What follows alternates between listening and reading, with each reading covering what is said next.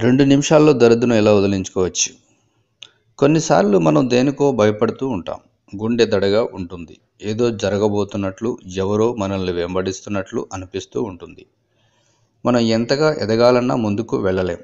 ఇలాంటి సమస్యను అధిగమించాలంటే ఓ మార్గం ఉందని జ్యోతిష్య నిపుణులు చెప్తున్నారు. 2 జతల కర్పూర బిళ్ళలు, 2 జతల లవంగాలు తీసుకొని 2 లవంగాలను ఒకదానిపై ఒకటి పెట్టి, అలాగే కర్పూరం ఒకదాని మీద ఒకటి పెట్టి పక్కపక్కనే అన్నిటినీ గుండ్రంగా పేర్చాలి. ఇలా చేసిన తర్వాత కర్పూరం వెలిగించడానికి వీలుగా ఉండే పరికరం తీసుకోవాలి.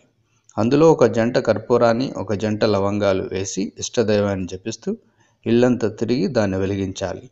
అలా వెలుగుతున్నప్పుడు రకరకాల శబ్దాలు వస్తాయి. ఇలా 7 రోజుల పాటు చేయాలి. ఇలా చేస్తే చెడు దోషాలు, చెడు శక్తులు అంతమవుతాయి.